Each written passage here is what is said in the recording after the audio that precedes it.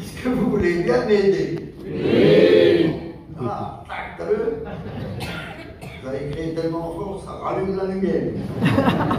Non, je vous demande ça parce que voilà, je suis en train de faire une histoire qui se passerait dans un petit village des Hauts-de-Vosges. Il y a des cinéastes, des gens qui font du cinéma, qui viennent de Paris, parce qu'ils viennent tous de Paris, hein, et c'est un film qui se passerait il y a 300 ans en arrière. Donc il faut qu'ils filment là où il n'y a pas de moderne. Hein, il ne faut pas qu'il y ait d'antenne de télévision, de fil électrique, de choses comme ça, parce que ça n'existait pas non plus. Et puis, ils filment avec l'image seulement, avec la caméra. Ils ne prennent pas le son tout de suite. Parce que c'est pareil, s'il y a une tronçonneuse, s'il y a un hélicoptère, je sais pas, quelque chose qui se passe, qui n'avait pas lieu de se passer à ce temps-là, ils remettent le son qu'ils veulent en studio, tranquille, là où ils veulent. Vous voyez ce que c'est? Ça s'appelle le bruitage. Et le bruitage, je ne peux pas le faire tout seul. Et c'est là que j'aimerais bien que vous m'aidiez à faire le bruitage. Mais je vous le dirai, vous avez dit oui. Je vous dirai le moment où là. Voilà, c'est un petit village dans les Hauts-de-Vosges, là où je ne peux pas vous dire le nom parce qu'après je ne peux plus y aller. Un petit village comme t'en as partout en France. La rue principale, les maisons de chaque côté. Bon, en général, c'est la grande rue. Pas des fois, c'est la rue du Général de Gaulle. Ça dépend de la municipalité, des fois, c'est la rue Mitterrand. Et moi, je ne fais pas de politique, on va dire que c'est la grande rue. Qu'est-ce qui traverse le village ce jour-là, tout le long de la grande rue? Un corbillard. C'est des choses qui arrivent. Mais pas n'importe quel corbillard. Un corbillard hippomobile. Potable.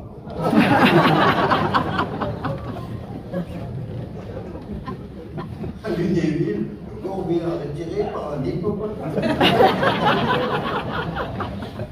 Il faut déjà en trouver un. Hippo. Cheval, voilà. C'est pas nous, c'est les Grecs dans le temps qui disaient ça. Ils disaient pas cheval, les Grecs disaient hippo. Hein, nous, à Cora, eux, ils vont à hippo. Alors, un corbillard tiré par des chevaux, c'est ça qu'on appelle un corbillard hippomobile. Hippomobile. Un corbillard hippomobile. Donc, le corbillard, les chevaux devant, et les chevaux, ils... Ouais. Non. Ils lèvent la queue.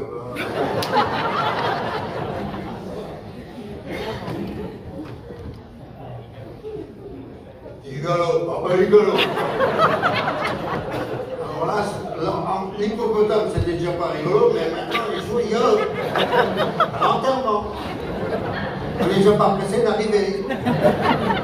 Ce dernier voyage, il n'y a pas de billet de retour. Et tu vois les chevaux qui galopent et le corbillard, les gens derrière.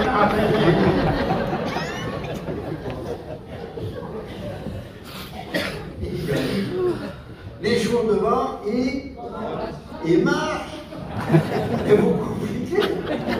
Les chevaux, ils marchent. Et quand les chevaux marchent, ça fait...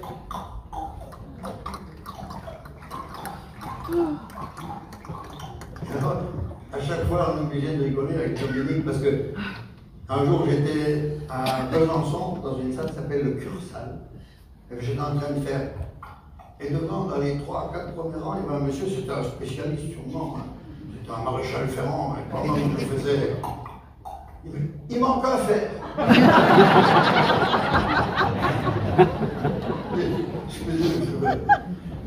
Donc moi je vais essayer avec les 4 fers. Je fais bien, hein. Mais je me suis entraîné. Et tu aurais vu dans la cuisine, c'est ma femme qui a eu le boulot, l'appelle la brosse. Et le copain.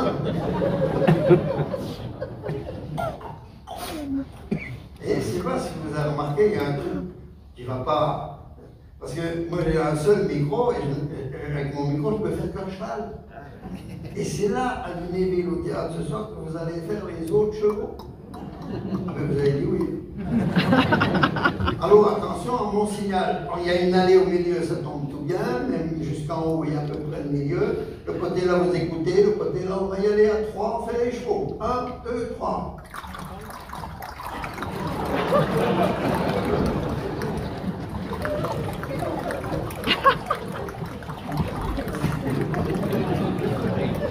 Ça fait un peu chasse d'eau.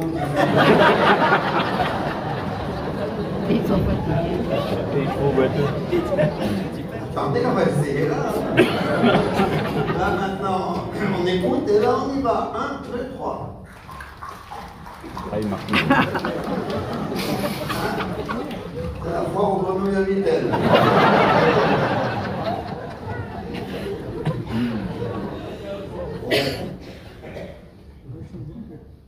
On va dire qu'il n'y a qu'un cheval.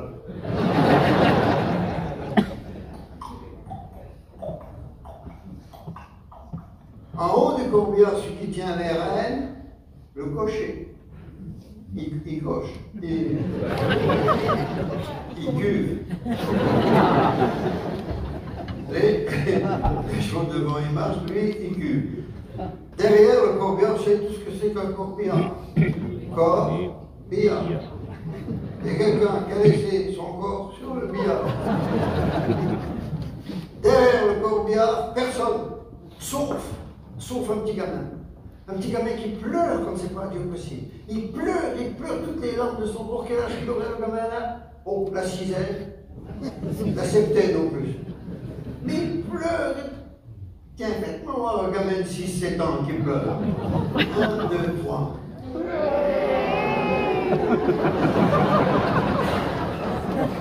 J'ai pas dit alerte au gaz. Hein. Vous voulez que les pompiers arrivent? Concentrez-vous, ceux qui ont déjà eu des enfants, comment que ça pleure à 6-7 ans, on commence. 1, 2, 3.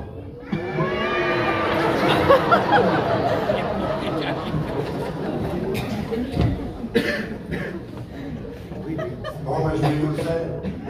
Un gamin de 6-7 ans qui pleure.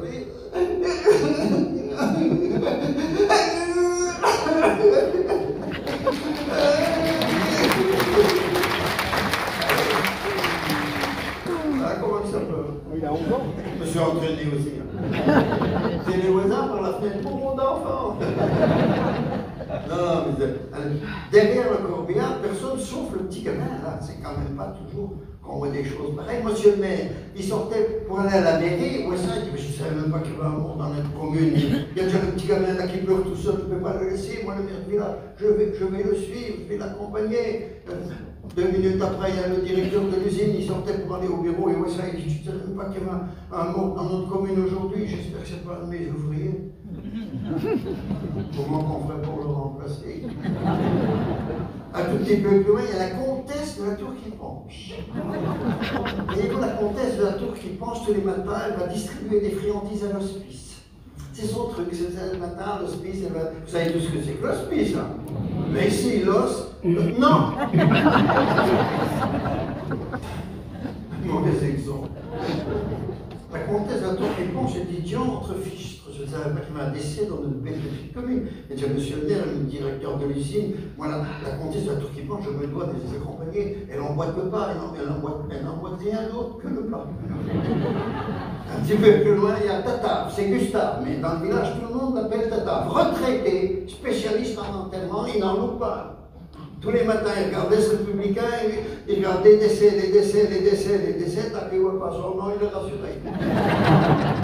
Je ne savais pas qu'il y avait un mot, je n'ai pas envie de faire part le matin assis, parce que bon, mais si je loupe l'enterrement là, c'est le seul que je louperai toute l'année, je suis bien obligé d'y aller, il suit. Et chaque fois que tu as quelqu'un qui arrive, et qui s'ajoute, et 500 mètres plus loin dans le village, tu as 350 personnes derrière le corbillard. Et les derniers arrivés ne savent toujours pas c'est qui qu'on enterre. Ils tapent sur l'épaule dessus tellement. Et vous le savez, c'est qui qu'on enterre? Ben non, moi j'ai venu avec John du monde devant. Il faudrait plutôt demander devant, je ne peux pas vous dire. Et vous le savez? Ben non, mais il est venu, puis et puis voilà. Et vous, mais je ne comprends pas, je suis touriste. J'ai été acheter mon journal et j'étais pris dans la fenêtre. Et à force de taper sur l'épaule de celui qui est devant, on arrive à monsieur le maire qui dit, je ne peux pas vous dire non plus. Quand tu es arrivé avec le petit gamin qui pleure, là, il n'y a plus qui peut nous renseigner, tu vois mon petit gamin, tu peux nous dire que c'est qui qu'on enterre? On n'enterre personne. Mais papa, il conduit le corbillard, il n'a pas voulu que je monte dedans.